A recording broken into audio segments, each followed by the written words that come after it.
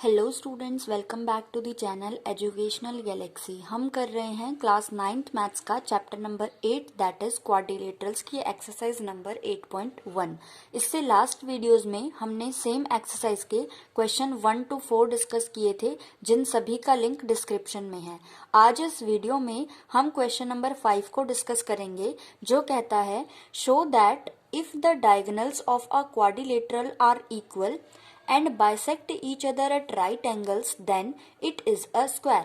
ये क्वेश्चन जो है क्वेश्चन 4 का बिल्कुल अपोजिट है। इस वाले क्वेश्चन में हमें बोला है कि अगर हमारे पास एक क्वाड्रिलेटरल है और उसके डायगोनल्स एक दूसरे को आपस में बाइसेक्ट करते हैं राइट एंगल्स पे, तो प्रूफ करके दिखाओ कि वो जो क्वाड्रिलेटरल है वो एक स्क्वायर होगा। तो सबसे पहले हम डायग्राम बना लेते हैं एंड गिवन टू प्रूफ लिख लेते हैं, फिर देखते हैं हम इसे कैसे प्रूफ कर सकते हैं।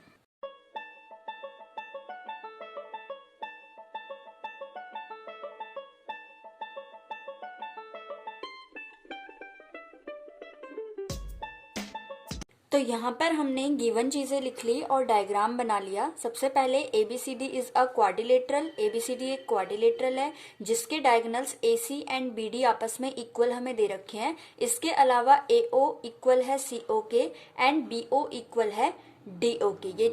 ये वाला इसके इक्वल है एंड ये वाली साइड इसके इक्वल है।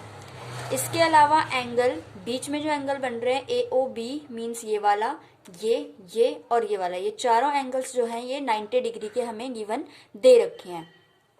देन टू प्रूफ हमें प्रूफ क्या करना है ABCD से स्क्वायर, कि ये जो फिगर है ये एक स्क्वायर है। तो सबसे पहले हमें स्क्वायर की प्रॉपर्टीज देखनी पड़ेंगी कि स्क्वायर की क्या प्रॉपर्टीज होती है। सबसे पहली प्रॉपर्टी स्क्वायर की ये होती है कि स्क्वायर की चारों साइड्स इक्वल होती हैं। तो सबसे पहले हमें इस फिगर की चारों साइड्स को इक्वल प्रूफ करना पड़ेगा। तो कैसे हम इसको इक्वल प्रूफ कर सकते हैं? हम ये वाले दो ट्रायंगल्स ले लेते हैं, फर्स्ट ये और सेकंड ये। तो हम लिखेंगे in triangle AOD and triangle DOC। इस वाले ट्रायंगल में और इस वाले ट्रायंगल में इन दोनों को हमें कॉन्ग्रेंट प्रूफ करना है। तो सबसे पहले AO इक्वल है CO के, हमें गिवन दे रखा है तो रीजन लिख देंगे हम गिवन। देन 2 पे एंगल AOD जो है इक्वल होगा DOC के, ये भी वैसे तो हमें गिवन दे रखा है, चाहे तो हम ये भी लिख सकते हैं ईच 90 डिग्री एंगल DOC, तो हम यही लिख लेते हैं ईच 90 डिग्री। एंड थर्ड चीज जो है DO दोनों में ही कॉमन है, तो रीजन लिख देंगे हम कॉमन।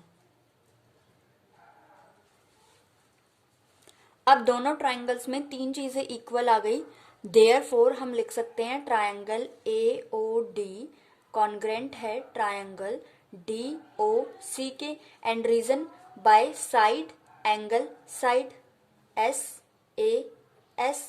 अब क्योंकि ये दोनों ट्रायंगल्स आपस में इक्वल आ चुके हैं तो हमें पता है AD फर्स्ट वाले ट्रायंगल का पार्ट है एंड DC सेकंड वाले ट्रायंगल का पार्ट है। तो हम लिख सकते हैं AD भी इक्वल होगा DC के, बिकॉज ये दोनों ट्रायंगल्स कॉन्ग्रेंट है।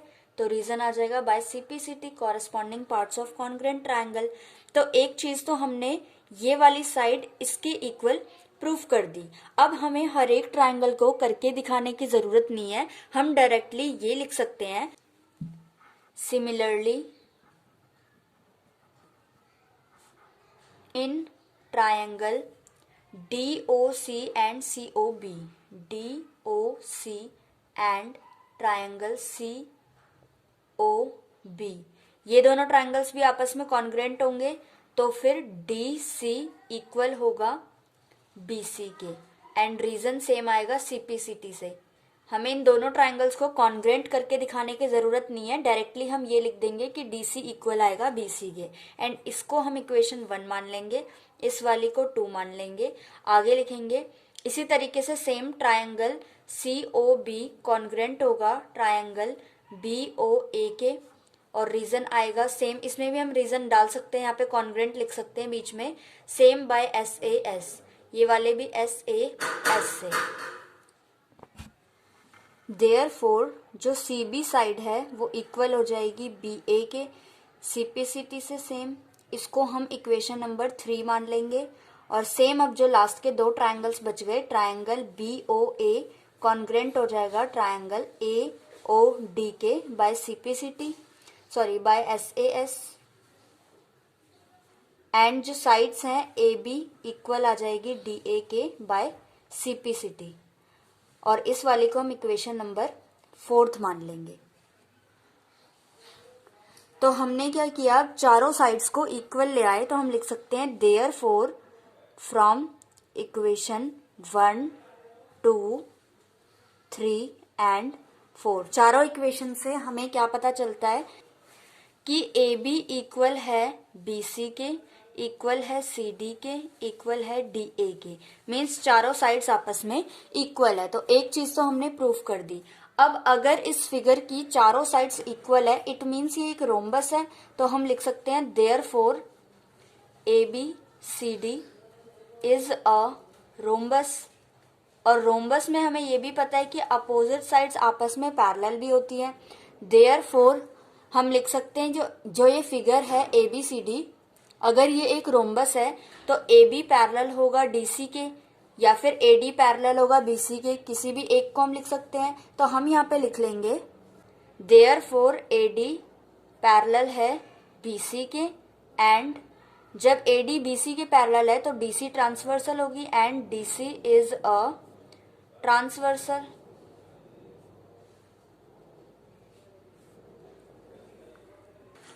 अब हम इन दोनों एंगल्स को हमें इक्वल दिखाना है, एंगल D को और एंगल C को। चाहे तो हम दूसरे दो पेयर्स भी ले सकते हैं, अभी हम दिखाएंगे एंगल D को C के इक्वल। तो इसको करने के लिए हमें दो ट्रायंगल्स लेने पड़ेंगे, triangle ADC and triangle DBC। तो यहीं पे हम लिख लेते हैं in triangle ADC and triangle BCD। इन दोनों ट्रायंगल्स में क्या क्या चीजें कॉमन है, क्या क्या चीजें इक्वल है, उसको हम 1 बाय 1 लिखेंगे। सबसे पहला AD इक्वल होगा BC के, अभी अभी हमने ऊपर प्रूफ किया है, तो हम लिख सकते हैं प्रूव्ड अबव। इसके अलावा DC जो है ये कॉमन है, DC इक्वल है DC के, कॉमन है। एंड थर्ड AC हमें इक्वल दे रखा था BD के स्टार्टिंग में ही, AC इक्वल BD के हमें गिवन दे रखा था।